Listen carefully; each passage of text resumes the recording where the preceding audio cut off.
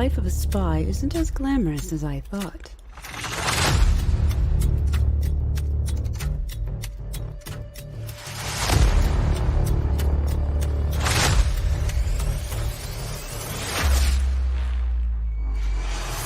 But it isn't dull.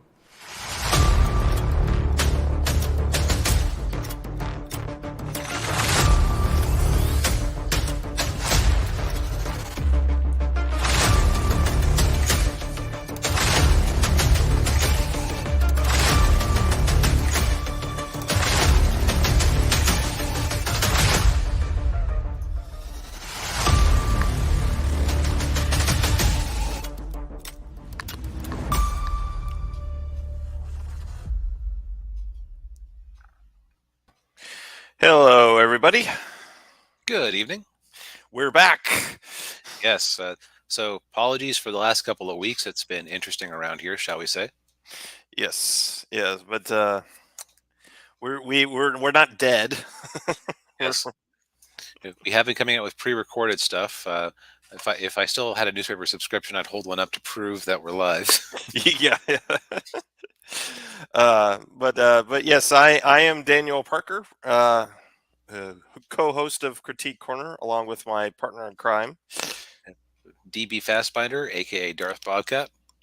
Yes, and if you're new to our show, if you've never seen us before, how we do every show is we'll start off with our thing of the week. This is something that the two of us have consumed in the past week or so.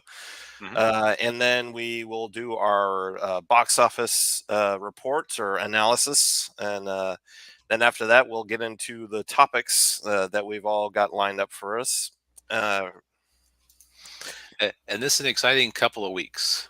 Yes, it has been an exciting couple of weeks. So I'll start with my my thing of the week, which is. All right. So I need to get this title right. So it's called "Reborn as a Space Mercenary. I woke up piloting the strongest starship." That's woke, just trash. Yes. It's literally in the title, dude. Yeah, I know. Sorry, keep going.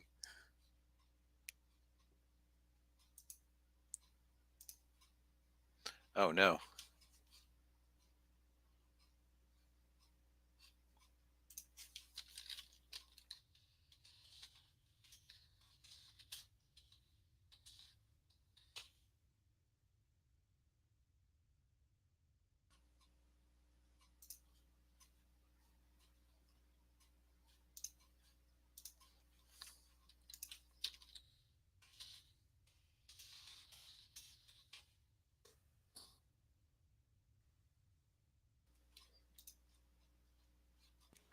I'm muted. Okay, that would do it. I was muted. I'm so sorry. I must have hit the thing when I. Okay, starting over. The blessing and curse of having the easy mute button right in the middle of the mic. Yes, easy to bump into stuff. All right. So anyway, the rare sci-fi isekai with Sato Takahiro, or Captain Hero as he goes by in this universe. He's your typical hero, yes, Captain Hero, and he's your typical isekai protagonist. Lives a boring life in the real world, and then he gets transported to this space world, and he's the top dog, and he's got his growing harem of ladies, a space elf and another cute girl, and it's an isekai. Got to have an elf, even if it's in space. Yes. Also notice this girl has that particular type of ribbed sweater that you only see in anime. Yeah. And so, although I will give one credit for one thing, he's not a typical isekai protagonist where he's like afraid of girls. Oh, okay. Yeah, he will sleep with them. He he has the look of like how to put it. He doesn't have that innocent look that some of them have. Right. Yeah. Yeah. He is. He's not afraid to show his stuff. But of course, what is the fundamental flaw with every isekai? It seems. There's no conflict in this movie. Yes. There is no conflict in this. So you would think, okay, he's a space mercenary, so mercenaries take jobs so they can get paid. You Right. would think with a story like that, the mercenary, a mercenary, he has to take jobs so he can get paid. Oh, he's having a hard time getting jobs. You think that would be a conflict? No. Uh, Right. Okay. Or you'd think that, well, it's like Han Solo was like the ultimate space ruffian example. Hmm. He was heavily in debt to Jabba. He was. He was. He was always kind of behind on his luck, always looking for the next score. It's Hmm. why he took way too much money from a guy to transport two people to Alderaan. Yes. Yeah, and his ship is always breaking down, and yeah, Hmm. this guy does not have this problem. He doesn't. Money Mm. is not a money is not a problem for him. Uh, Okay, so does he at least fight strong opponents? no, he fights space pirates, and his ship is so strong that he defeats them easily. And he's like the best pilot ever. So pure wish fulfillment with that story. Yes. Mm. Yeah. And And yeah, there is a market for that, but yeah. But yeah, if you like isekai stories like this would be for you. But yeah, you, yeah, you're at that point, the only thing that they could really do to be interesting would be to have like interesting characters, but that doesn't sound like the case. no, they're pretty they're pretty two dimensional. Mm. Well, that's Yeah. one more dimension than some series manage. So, No, that's true. All right, so moving on to DB's pick of the week. so my thing of the week is an audiobook I've been listening to for the last couple of months by Terry Brooks, who wrote the Shannara novels, uh, called "Magic Kingdom for Sale Sold," which I didn't realize that the "sold" was actually part of the title, but it is officially part of the title. And some versions of it will cross out the word "sale," but it's still part of the title. Mm.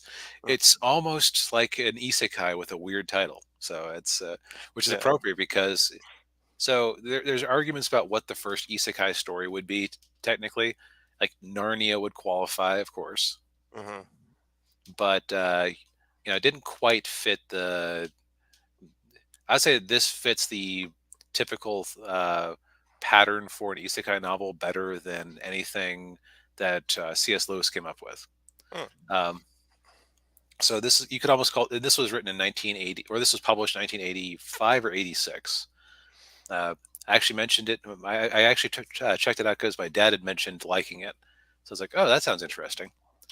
So, but it's also very amusing to compare it to isekai novels because isekai novels are just like, well, like quite often bad wish fulfillment. It's Hmm. hilarious to me that one of the series that is the best at having character development, character growth, and conflict is freaking Konosuba, which is a parody of isekai stories. Like I'm still reading it, and they they when Cosmo and Megumin get together, you kind of feel like it's earned, and you can actually see why Darkness is wanting to get in on that, and it's like yeah, and he has to actually like come up with clever tricks to solve his problems most of the time. But and I also it's hard for me to not look at this in respect to Japanese isekai, just because again it's kind of similar, but it's also kind of not. Mm. So a character named Ben is a lawyer who's been working for a while, and he's seen as like the best trial lawyer in the country. And the problem that he runs into is that his wife and unborn child are killed in a random car accident. And so he pours himself into his work and keeps going, but he's just going through the motions. He doesn't. Nothing seems to like actually have a point anymore. And then it's Christmas time is coming up, and he gets this holiday catalog that he and his wife used to like to go over all the time. And it's like so he's super wealthy because best trial lawyer in the country. He's gonna make a good amount of bank. Yeah. And so it's like his wife never actually bought anything from there, but it was a thing that they would do, as I recall, it was a thing that they would do where they would go through the catalog and just see what there was, what ridiculous things people were purchasing. And one of the items in there was Magical Kingdom of Landover, $1 million. Purchase the Kingship of Landover, and you will have a fantasy kingdom all your own. And there'll be dragons and knights and adventures. And of course, at first he's like, oh, this is completely ridiculous. Who would possibly think this was real? And he starts thinking to himself, but this is like a legitimate company. Like that they always have a full satisfaction guarantee for any of the unusual items they sell. Mm-hmm. So he goes in, checks it out, and decides ultimately to give it a go. So he's whisked away after a quick trip out to the forest of West Virginia, which is apparently where the portal is. And he's almost immediately eaten by a dragon, and then he's attacked by a demon knight on lizardback, and he's only saved by some sort of knight. And he finds out that the reason that the kingship was up for sale was that the last king had a very, let's just say Hunter Biden-y son, is the way I'll put it. Okay. who decided to he decided to ensconce with the court magician and just go to another world where the living was easier, specifically ours. And that it was actually a scam that they were running to sell the kingship, and then you sell it for $1 million, but either the person dies in some way, or so they get to keep the million, or they get to they have like I think a year to enact their clause. It was like 10 days to enact their clause with just like a $100,000 breakup fee, or they come back after a year and they lose the whole $1 million. But Ben here decides that screw that, I'm going to make this work. And we were talking earlier about how a lot of these isekai have no conflict. Just nothing but conflict. None of the lords want to listen to him. Without the king, the magical kingdom is falling to bits. His only real supporters are a wizard, as you see in the picture there, who half knows magic, which is not very good at all. And in fact, that's why there's a dog there, because he was a man until the wizard tried to magic him one day. And it's just a story of his efforts to, take over the kingdom and reestablish law and order. There's romance, there's intrigue, there's adventure, there's comedy.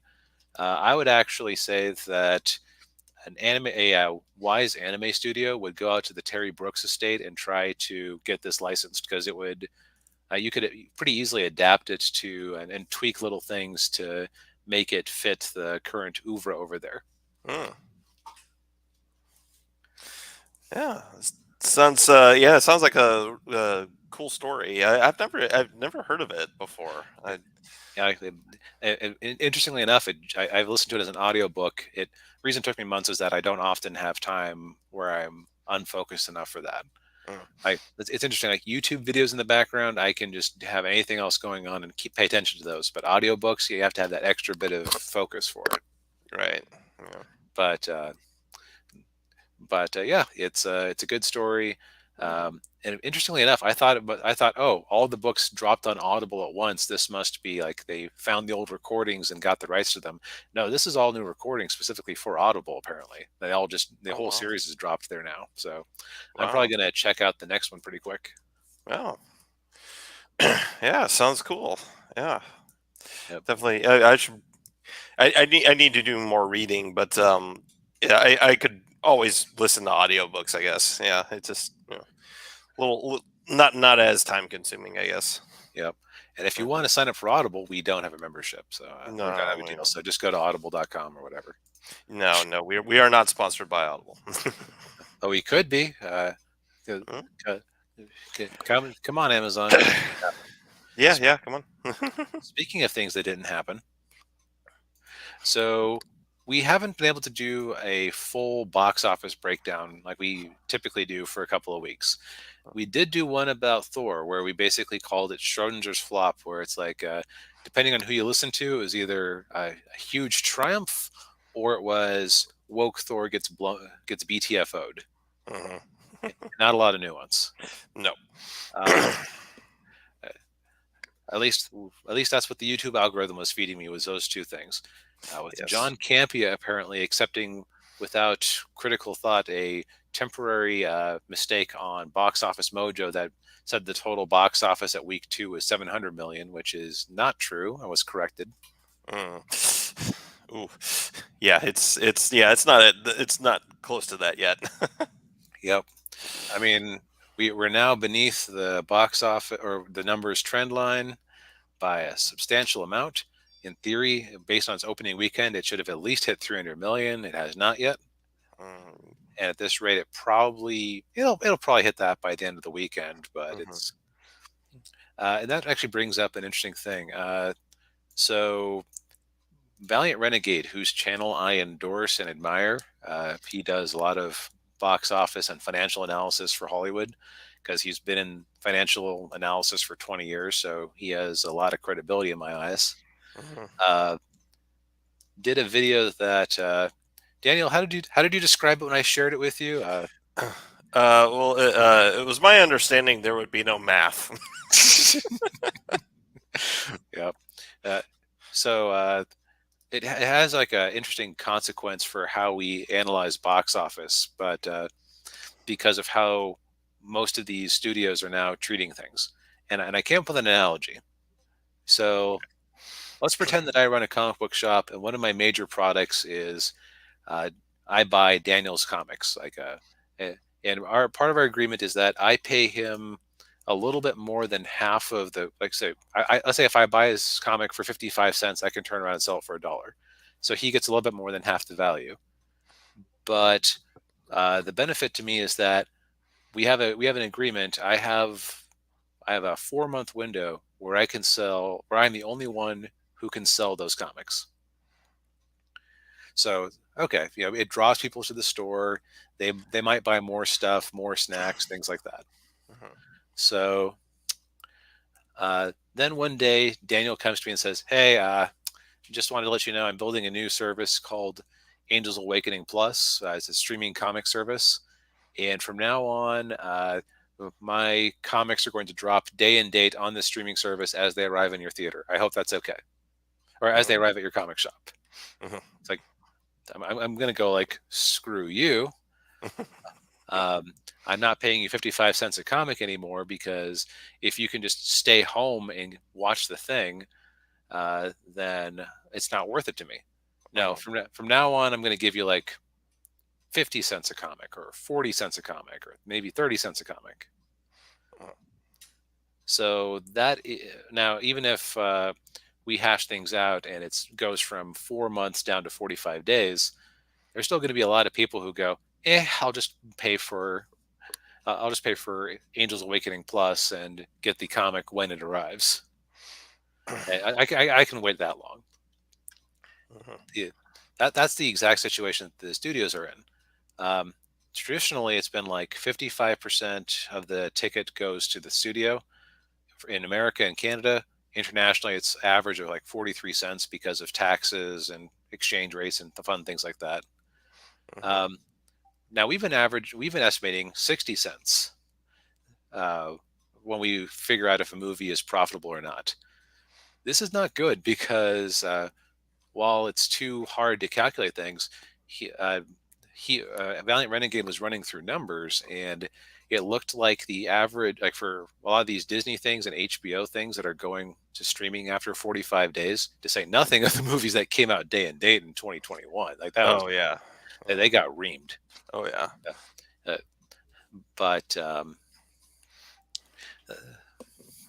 but it looks like the average may be a little bit under 50% for some of these. Now, while I do enjoy math, there are limits to math. So, Yeah. or there are limits to my enjoyment. I am not going to average together and come up with some sort of like.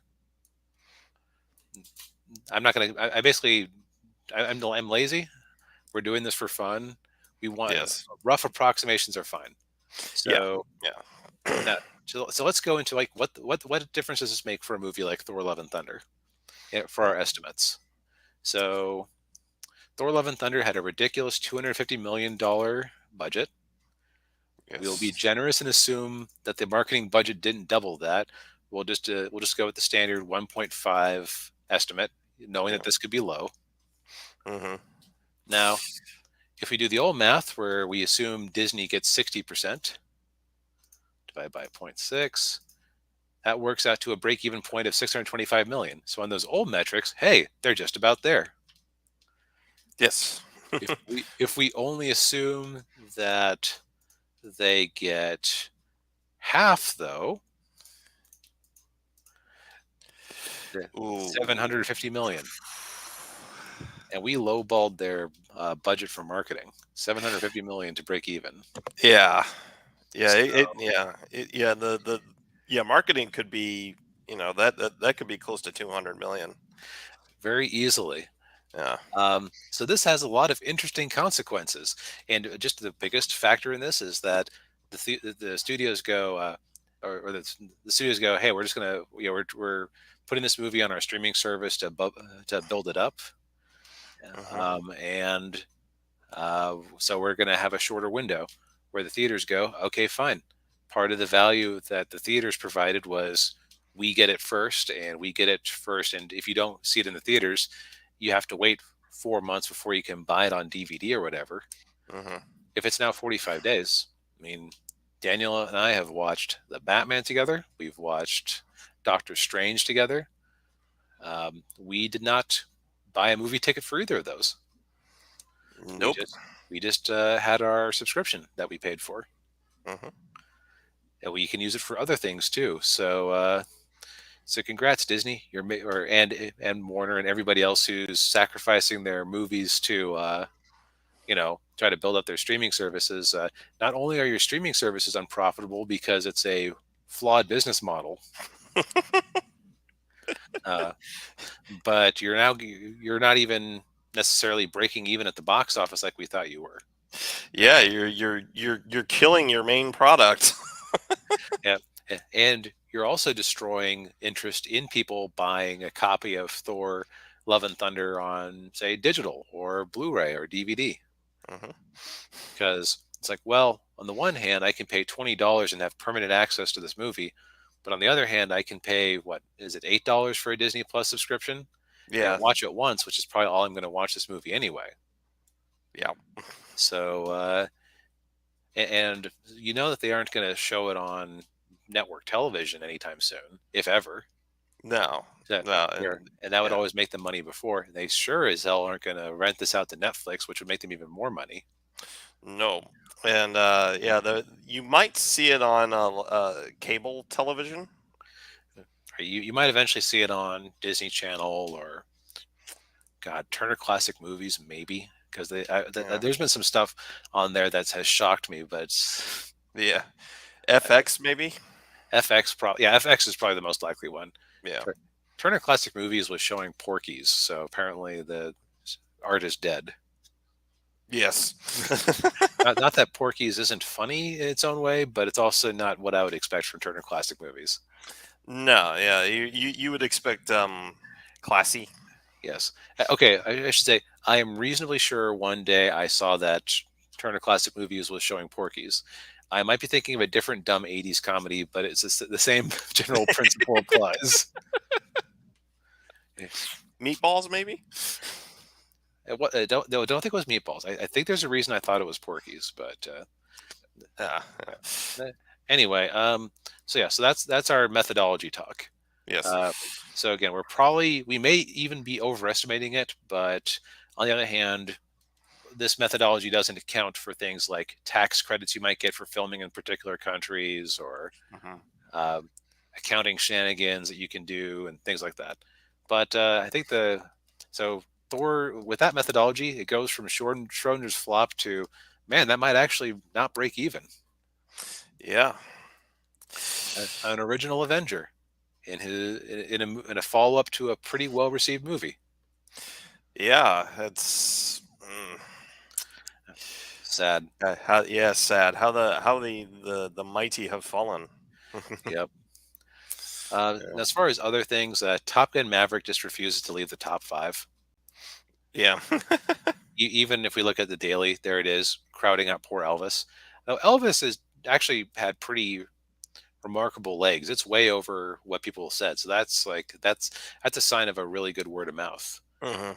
And Yeah. also, it cost less than half. I mean, it's probably overpriced because it was 85 million, which is like, who thought it was a good idea to give Baz Luhrmann $85 million for a biography on Elvis in the year 2022?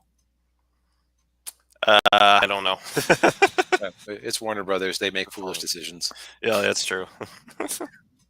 But yeah, it seems to be pretty well received. I think our friend Changus likes it. Yeah, yeah, he's his avatar. He's now Elvis. Yep.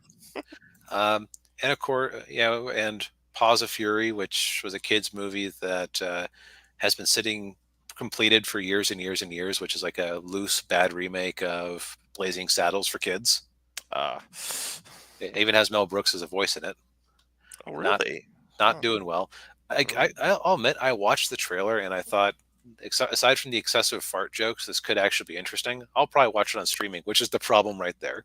Yeah. Let's see here. Lightyear is no longer in the top 10 as of last weekend. Lightyear is dead. Yes.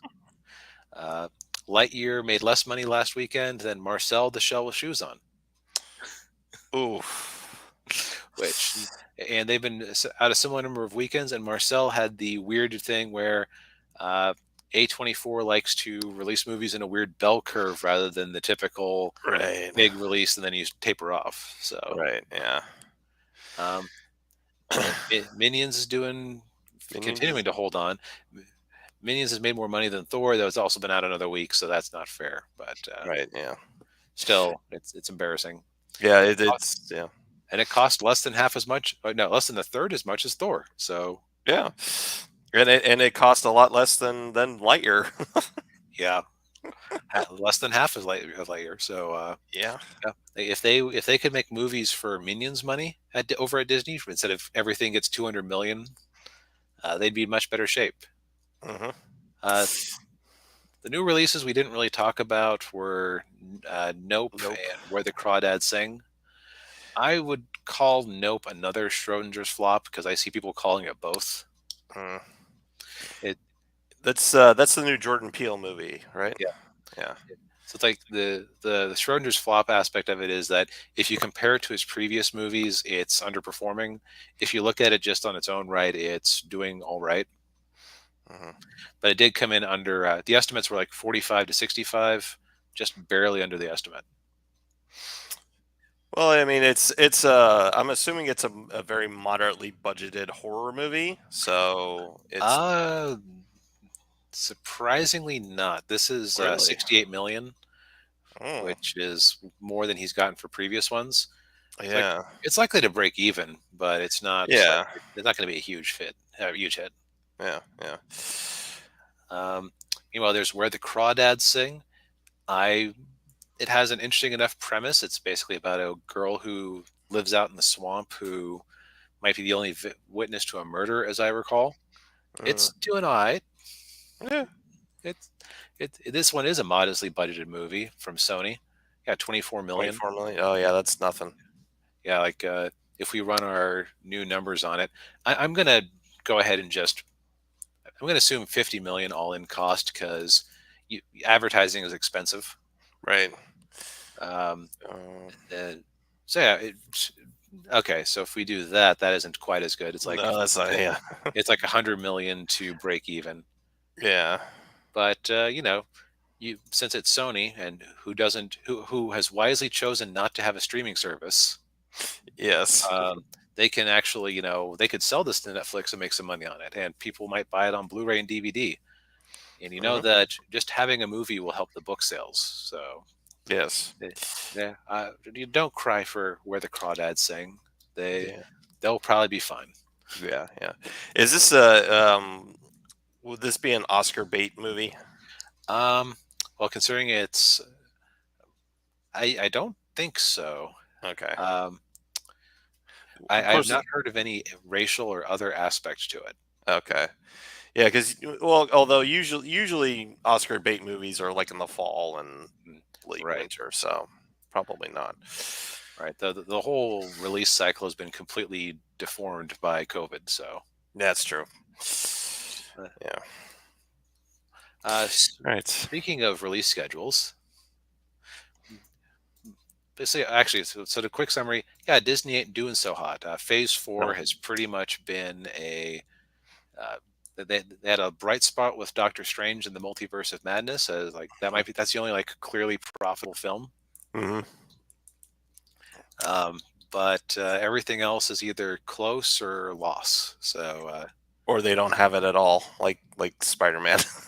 yes, but well, they got 25% of that because they own 25% of that movie. So That's that's it's a little bit, yeah. yeah. I think that I saw somebody doing math and figured out that they might have done better than break even thanks to that Spider-Man money compared to all their actual movies. Yeah. So it's But yeah. not great for them. No, no. But next phase will be fine, right? Right. Oh, yeah. Well, yeah. That- Yeah. So I have a thought I had a here we Oh, go. there it is. Yeah. So Okay. yeah, San Diego Comic Con came and went. Yes. Oh, that's a spoiler for what we're going to talk about in a minute. Oh All yeah, right. yeah, yeah. So San Diego Comic Con came and went, and we had a bunch of announcements and everything. And one of them was Marvel Phase 5, because I guess after Black Panther: Wakanda Forever, which comes out in November, that's the end of Phase 4. The most misbegotten phase of them all. Yes, Phase Bore. Yes. Yeah. But now we got Phase 5, and we got a whole new lineup of movies and shows that, aside from what I'm looking at it, aside from Guardians of the Galaxy 3 and maybe Daredevil, I have no interest in any of this. Yeah. Well, let's. Yeah, I'm very confused, Daniel. Yes. Where is Eternals 2? Where's Shang-Chi 2? Where's Well, Captain Marvel 2?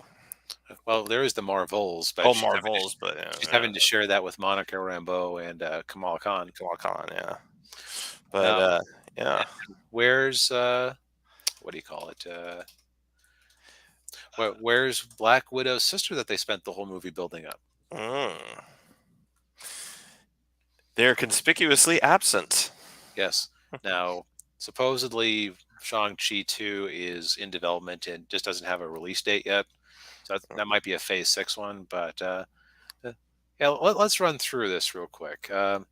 Actually, so I looked this up because what's happening thanks to Disney Plus is we have just a ridiculous amount of Marvel content being shoved out. Yes. And in fact, there's a really funny thing. We were in our last podcast where we were talking about the Schrodinger's flop. No, it was when we were talking about our review of Doctor Strange. Mhm. At one point in that review, I made a point of saying, and nobody talks about what if anymore. And then later on in the review, we were trying to list off all the Phase 4 things. And we forgot what about what if. We forgot about what if, yes. So that I think that's kind of damning right there. Yes. So let's run through Phase 4 real quick. So Phase 4, we had Black Widow, which I didn't bother to see because did you waste your time on that? Yes, I wasted my time on it. I wasted my money on it too. Oof. Well, at least you helped pay off that lawsuit For Scarlett Johansson. Yeah. Shang-Chi and the Legend of the Ten Rings. That was a perfectly adequate movie. Yeah, it was okay. Eternals? No. No. A friend of mine, a friend of mine did see it. Is like, yeah, no. No, it's boring as hell. Spider-Man: No Way Home, mostly Sony's movie. I have not actually gotten around to seeing that yet. I need to. It's good. It's not stupendous. It's not fantastic, but it is a good. It's a good movie. Yeah. Thor, Doctor Strange in the Multiverse of Madness. We have an hour-long opinion piece on it that you Yes. can go watch. Yeah. Thor: Love and Thunder. Hell no. Mm-mm. Excuse me, hella no. Hell no, no. And then we have Black Panther. Black Panther. That was a Freudian slip right there. Black Panther: Wakanda Forever, coming up in November. And I don't have any desire to see that. I watched the trailer, and besides hearing that they resurrected Chadwick Boseman's Twitter to shill the movie, which I thought was really disrespectful. Yeah. Yeah. No. Yeah, the only thing they could have done worse with that would be to try to shill an NFT with it. Oh, jeez. Can you imagine that? Oh no. Yeah. Um, and that, but the other thing I came away with was that well, first off, Namor doesn't really look like Namor. Not even just a racial thing. Like somebody was posting pictures of Hispanic actors who actually look like Namor that you could have used. And the other thing I thought was that, though they have like in Marvel, the Atlanteans are blue except for Namor because he's half Namorian or he's half human. Mhm. I kept thinking they look exactly like the Navi from Avatar. Ooh. Like not like the kitty features or anything like that, but just like every time I was looking at them from like they were just showing them from the sides or whatever. Mhm. Like that looks like Navi. Oh. Well. So that makes 1, 2, 3, 4, 5, 6, 7 movies released between July 2021 and November 2022. That is too many damn movies. I'm sorry. Yes. Yeah. Now I know that a lot of it was compressed because of pandemic, but still, you could have spaced it out more. Yeah. Yeah. And when you top it all off with at best mediocre, at worst terrible Disney Plus TV shows. Yeah, let's run through this. Disney Plus TV shows that are part of Phase 4. WandaVision, The Falcon and the Winter Soldier. Interesting. I never hear anybody. Everybody always just goes Falcon and the Winter Soldier when they talk about it. I guess because the second "the" is hard to say. Loki, What If, Hawkeye, Moon Knight, Ms. Marvel. Didn't watch any of them. I watched through WandaVision and did not care for it. Falcon the Winter Soldier, I just decided, you know what, I like the Falcon as Falcon. Yeah, yeah. Well, I will say I did watch WandaVision and I did watch Falcon and Winter Soldier, and I didn't like either one of them. And then the rest of them I didn't watch. I watched an episode of Hawkeye. I thought it was all right. It's like there's things you can take issue with, but it's like, Yeah. Also, we have She-Hulk, which will be part of and apparently a second season of What If, and the Guardians of the Galaxy Holiday Special. Okay, that one I might actually watch. That's I might watch that one. Yeah. Yeah. Okay, so those are ones that, depending on how they do the cutoff, could be part of Phase 4 or Phase 5. Yeah. So I'll just split the difference and assume that She-Hulk is the end of it. So 1, 2, 3, 4, 5, 6, 7, 8.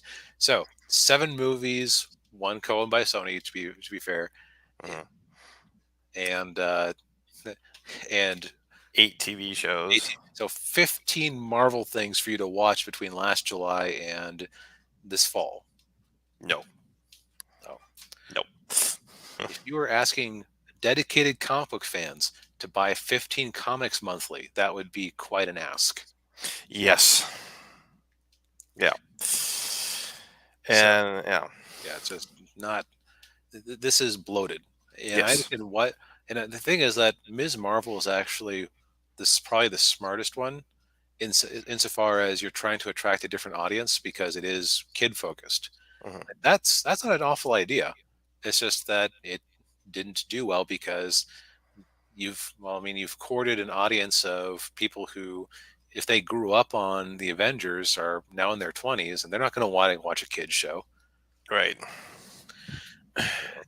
And have you noticed an increasing number of articles from mainstream sources going, "Are Marvel? Is it okay to say that Marvel movies are bad now?" Yeah. So Yeah. like that middling box office performance, I don't think you can blame the pandemic on it. No. No. There's definitely burnout, and we're facing a quantity over quality, Yes. and that's never a good thing. No. So I mean, let's run through Phase 5 here. Yeah. Movie wise, we've got Ant-Man and the Wasp, Quantumania. I like the first Ant-Man and the Wasp. I like the first Ant-Man. Ant-Man Yeah. and the Wasp, I thought, had one of the most boring villains in Marvel, and it Yeah. just didn't. It was just boring. Yeah. I didn't. Well, I be honest, I didn't care for either one of them. That's fair. Mhm. But yeah, like Ant-Man and the Wasp, I put on the bottom barrel with Captain Marvel as far Mhm. as both being just kind of boring. Yeah. We got Guardians of the Galaxy Volume 3. We've got The Marvels, which I'm not sure if that is a TV show or a movie. I think it's a movie. Okay. Then we've got a Blade movie, I think. Rated PG-13. You could conceivably get away with some of interesting stuff there. Like they pushed the bar pretty, they pushed the border pretty hard in Doctor Strange for some horrific stuff that they Yeah. should. Yeah, that's true. Yeah. Yeah. Then we've got Captain America: New World Order, starring the Falcon. No. And then the last movie is the Thunderbolts, which I don't know how you could do a Thunderbolts movie. You barely have enough villains that you've left alive to build a villain team. Yeah. You've got what's his name from Civil War, and that's about it. Yeah, you got Baron Zemo. Strucker? No, Zemo. That's it. Zemo. Captain America has too many German Baron villains. I'm sure he'd agree. Yes. Yeah, I'm trying to think. Yeah, there aren't very many left. Yeah, they're all either dead or. Yeah. So then we've got for TV shows, we got Secret Invasion, which is the Skrulls invading the Earth and Nick Fury's involved. Which, wait a minute, I thought the message from Captain Marvel was that the Skrulls weren't the villains all along, and that the Kree were just mean, naughty people for taking these poor refugees and mistreating them. Yeah, I thought so too, but I guess they were evil all along. Huh. So the Kree did nothing wrong. Okay. Yeah. All right.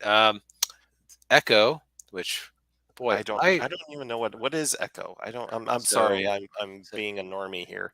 So Echo was introduced towards the tail end of the Hawkeye show, along with the other Daredevil elements, like the Kingpin being there.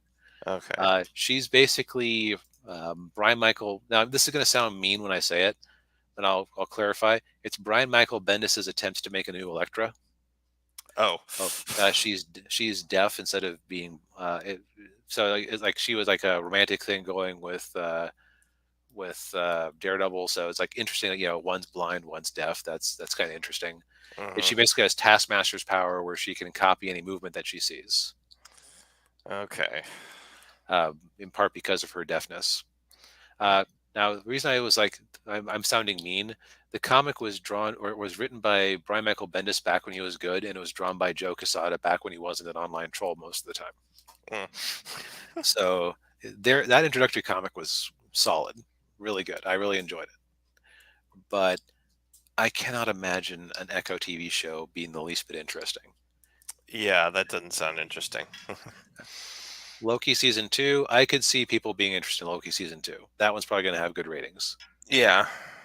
Although Ironheart, Mm. fucking all new, all different Marvel rears its ugly head again. Mhm. Although they managed to make America Chavez and Ms. Marvel less irritating than their comic counterparts.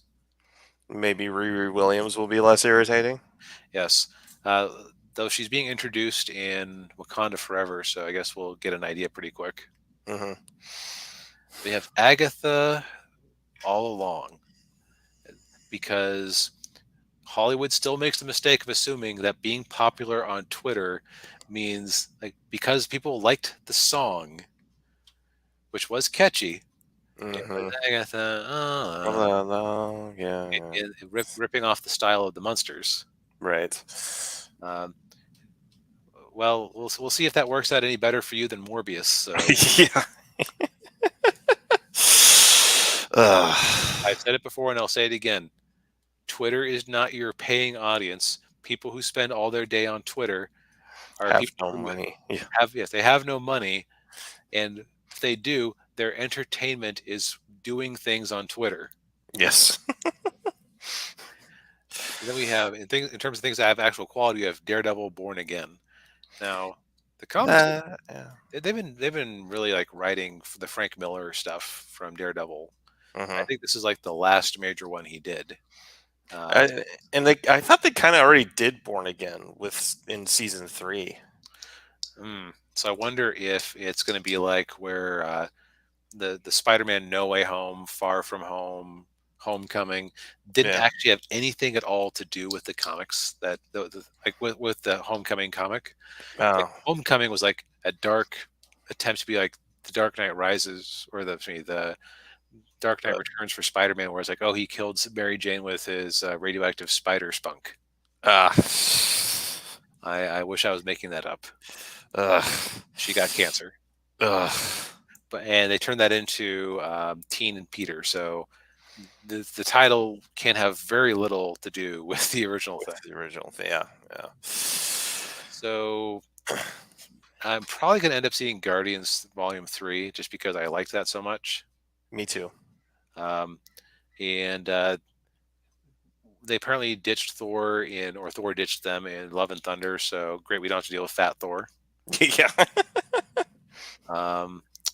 The rest of this slate, I will almost be curious enough to see the Marvels just to see how bad it is. Because you know it's going to be bad. Yeah. Oh, yeah.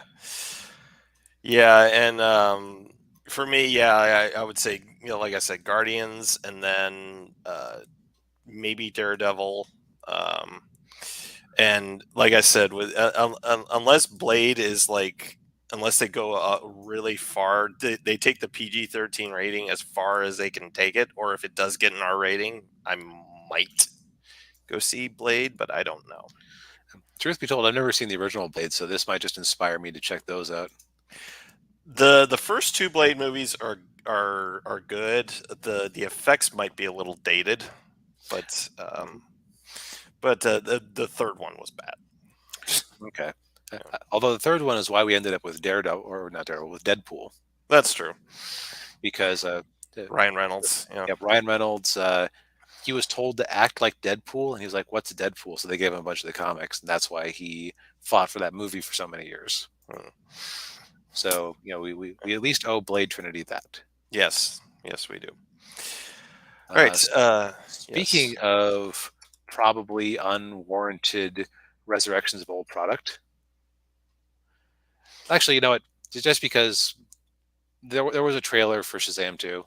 Oh yes. The trailer for Shazam dropped. I did watch this trailer, and yeah, it doesn't look like a DC movie. Yeah, like if your mom would be justified in wondering, oh, I like that Shazam guy. Why hasn't he shown up in any of the Avengers movies yet? I think he'd get along really good with Hammerman and Sherlock Holmes. Which one? Yes. Yes. But yeah, it looked all right. Yeah. First one I thought kind of worked as a standalone, but Yeah. I feel like they made a mistake by making all of those adopted kids into the Marvel family right away. So he doesn't seem as interesting or special, unfortunately. Oh, yeah. And I will say it. I mean, they even of course they even reference Fast and Furious, and it does definitely it feels like it's gonna be like a Fast and Furious type. It's all about family, really. And it'll be interesting. It should be an interesting movie. I mean, and also seeing Helen Mirren in there playing the villain, because I like Helen Mirren. Oh, I missed that was her. Yeah. So yeah, like not a bad movie at all. Probably it'll probably be all right. I don't think it'll do huge at the box office, but hey, you know what? It's going to be a hell of a lot better than Black Adam. I'm standing by my prediction that Black Adam will either break even or be a narrow bomb. Oh yeah, yeah, yeah. I have no interest in Black Adam. No, Yeah. yeah, it's Well, yeah, yeah. I'm with you there. I don't think it's not going to be a massive hit. yeah, we'll see how Shazam 2 does because there's going to be a lot of superhero competition around the same time. Oh yeah, Plus Avatar 2, which we haven't talked about because there's not much to talk about just yet. yeah. Well, and I'll be honest, I really don't care. Yes, I'm going to be interested in that one from a mathematical perspective. Will it Yes, outdo Top Gun Maverick? yes, yes, exactly. Yeah, yeah. I have no interest in seeing it, but I am interested in seeing how well it will do. Yeah, I would have to hear amazing things about it to haul myself into a theater to watch that one. Yeah. Well, I didn't even haul myself into the theater to watch the first one. See, that's probably why I have a slightly more positive opinion of it than you did, because being like mesmerized by the big screen is a big chunk of why that movie was successful. Mm, yeah. Yeah, I have a hard time getting excited about a movie with giant Smurfs. I'd be excited by a good Smurfs movie, but Yeah, yeah, yeah. But yeah, Shazam. Yeah, that should be interesting. yeah. Anyways, back to my original transition. Speaking Yes. of remakes that are probably that were probably mishandled. Um, we have our Oh, Star yes. Wars Knights of the Old Republic game paused amid studio shakeup. Um, I have a question. mhm. Do we need a remake of KOTOR? We could use a remaster, I think. I would agree. I would agree with a remaster. Remake, no. Right. It's how to put it. Why Um, why mess with it? There's Yeah, nothing. There's nothing that needs improving. yeah. Make a proper. You know what you could do with that time and effort. Make a proper Knights of the Old Republic 3. Like take the elements that came from that are out there in that MMORPG they made and make them into a single player experience. Mm, yes. Because I've heard that one's really good, but it just isn't. It's barely an MMORPG at this point because they realize that people just like like the single player stuff the best. Oh yeah. Yeah. Yeah, and it's unless because when I hear that they were gonna do a remake, I'm thinking, oh, this is gonna be like Final Fantasy VII. Right. Which, as an Xbox owner, I have no opinion on Final Fantasy VII Remake. It's fun. I thought it's a fun game. It's its own kind of self-contained story, but it does pay a lot of tribute or is respectful of the original. Okay, so that's always nice to hear. Yeah, I hear it's like slightly self-aware, yeah, like She-Hulk. God, there's too much bad Marvel stuff to talk about. yeah. uh, but uh, but yeah, I will say with KOTOR, my any excitement I may have had for a KOTOR remake dropped when I heard that Sam Maggs was going to be writing it. Yeah, and it's also the fact that there is a writer at all. Yeah, and for those of you who don't know, Sam Maggs, I believe she worked at the Mary Sue. Oh no. Something it might have been one of those. I'm not. I don't know. I'm not too familiar with her background, but I think it was something like that. Yeah, there was a And big hue and cry about it a few years back. yeah, and she was also the writer on the DLCs for Spider-Man PS4, Hmm. which if those of you who played played the game itself it was good. The DLCs were garbage. Didn't they kind of remake Black Cat to look like her? Yeah, I think so. Yeah, Hmm. yeah. Okay, so we may have dodged a bullet here. Yes. Yeah. Now, this doesn't mean the project is dead. It just means that issues of some Hmm. sort. Yeah. All right. Any more to say on this? I don't think so. No. Okay. Yeah. So let's do Shatner next.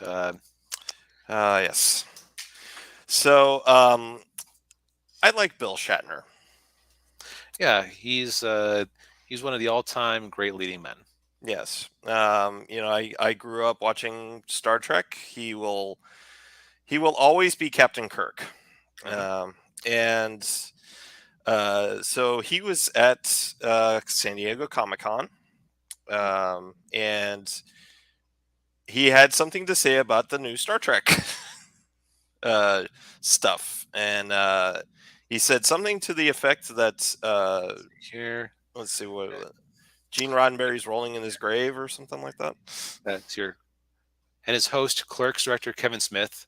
Actually, Uh, Shatner was okay. He was with with Kevin Smith. Shatner was asked if he thinks any of the new Trek shows rival his own 3 seasons from 1966 to 1968. Shatner was flat out on the question. None of them. I got to know Gene Roddenberry in 3 years fairly well. He'd be turning in his grave at some of this stuff. uh, now, if you read that, you could conceivably interpret that as not it isn't just the news shows that are on right now, but TNG, DS9, Voyager, Enterprise. Yeah, Yeah, it none of the quotes I saw about it made it 100% certain it was about the newer stuff. mhm. I do know. I can't remember when this was. It might have been right around when TNG first came on the air. That Shatner wasn't too kind about the show. Which should be fair for those first few seasons. Yeah, they wasn't very good. Yeah, Correct. yeah. Um, but in his mind, I mean, you look at it from his perspective. I mean, his show started it all, Hmm. and in his mind, nothing can even come close to being as good as the the original show, the original series, classic Star Trek. Yeah. So I think this one is also one that people are running with a little bit too much, but Hmm. again, not without watching the show in context. It very well could be that he was asked straight up, "What do you think about the new stuff on Paramount?" Yeah, and he says he didn't like any of them. Which, and for anybody who might be upset about that, I have news for you. William Shatner is 91 years old. Yes, he's allowed to say whatever the heck he wants to say. Yes, and if you think he cares about what you have to say, think again. Right. Like, he'll just be angry at you for wasting a few of his remaining seconds if you try to be irritating to him. Yes. At, at this point, somebody said he's mostly like he's done everything. He's mostly staying alive because he refuses to die before George Takei, which I support him in that effort. Yes, I do too. Because you know that if Shatner dies, Takei is going to just be awful. Oh yeah, yeah. God, just- So I do not like George Takei. no, Yeah. But yeah, could be something, could be nothing. yeah, it's one of those fun sound bites. Yes. And on to close on a sheer dunk moment. So digital comics. Hmm. One of the major places that Japanese manga is outdoing American comics is in digital because, well, we were talking before about the whole comic shop versus streaming service thing as the example. Hmm. Comic shops have greatly hindered American comics' transition to digital or even implementation of digital. Hmm. So, as a consequence of that, you come out with a comic and it's the exact same price as the cover price on Kindle Unlimited or on Kindle or whatever. Hmm. Um, up to this point, I'd never really heard of a Japanese manga producer having a major issue with this. I mean, Shonen Jump like doing a $2 a month all you can stream service or all you can eat service on their manga, and it's been wildly successful for them. Yes. Then Square Enix found a way. That's right. I hope that this is the. Yep, here we go. So Square Enix. It's like because the app is outside of Japan and is thus it's not like they have like a U.S. app and a Canada app and a Middle Eastern app and an India app.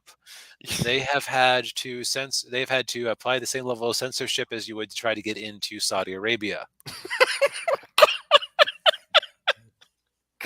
which ironically enough looks dirtier than the original.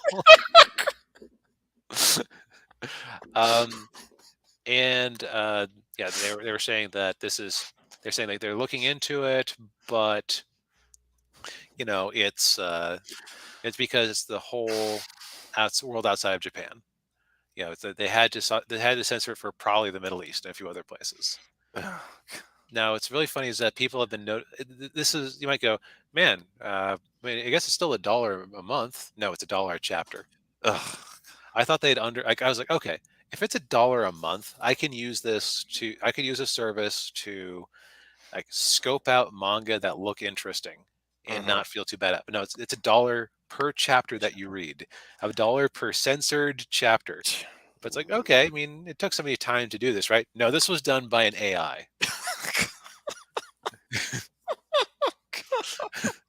Notice how they censored a crotch in jeans over here. And there are other things on the human body that can kind of look like a butt or a boob if you're an AI that can't actually distinguish things. I had to censor that guy's knee. Couldn't let the kids see that. You're showing too much knee there. It's shameful. It's a shame. How provocative. So we see now why. First off, it explains some of the horror things you get on those like those AI drawings that try to make your prompt out of paints. But you also see why I'm not worried about AI taking over the world in the near future, because if they can't even tell a knee from an actual erogenous body part, then it's no. Yeah. We're safe. Yes, for the time being, at least. Yeah. But so that's our show. A very negative show when looking back on it. Yeah, but hey, it's not our fault that Marvel decided that quantity trumps quality. Yeah, and Square Enix is unnecessarily censoring. Yes. Gee, you know what would have probably been better? You make a version. You use the same code base, but then you release different versions of the app for different markets. Like let the people in Saudi Arabia deal with this.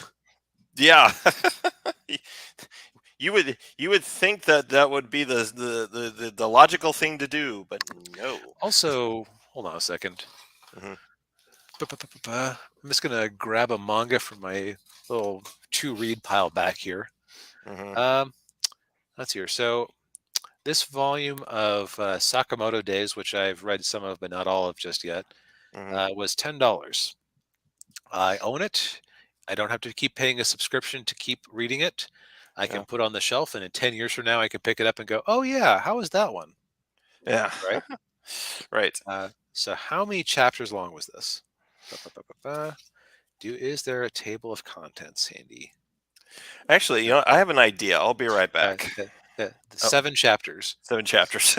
So if this was priced like that, I can have a stupid censored version for $7 for all this content, or for $3 more, I get a nice uncensored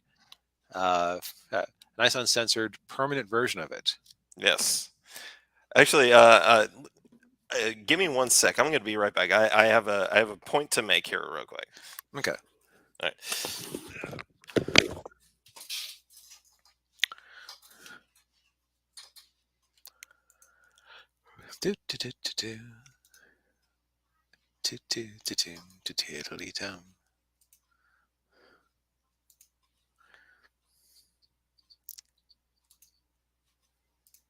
Okay, so I have a copy of My Dress Up Darling, one of the manga that we just saw get censored.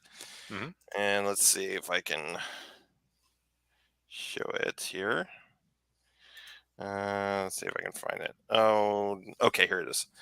So that's the image that got censored. Obviously haram. Yes. Like, really? Well, what gets me is the censored part of it makes it look more. Right, like, oh, is there a slip in there? Is that why it was censored? You might think to Yeah, yourself. yeah. Like, okay, all right. Well, But the other thing I will say is that I'm not gonna pull any punches here. Um, the reason to read Dress Up Darling is what's being boxed up there, yes. or at least a good chunk of it. Like there's some fun romance, there's some comedy, but let's be Mhm. honest here. What are most people watching and reading for? Yeah, yeah. For to see Marin in all her glory. Yes. So well done. You know what? At least as far as fails go, you can still buy the physical uncensored comics. So Yes. yeah, this is you're doing better than Disney, and Yes. this mistake will be a lot less costly. Yes. Indeed. All right. Well, thank you for everybody for watching. Yes, We indeed. we appreciate it, and smash that like button, hit the subscribe button if you haven't already, and hit the bell, Yep. all that stuff. And Yep. yeah, We're back in the swing of it every Thursday at 5 o'clock Pacific, 8 Eastern. yes. So yeah, we will be back next week. Say at our usual at the usual time that DB just said. Yes. All right. All right. Yeah. Good night, everybody. Good night. The life of a spy isn't as glamorous as I thought. So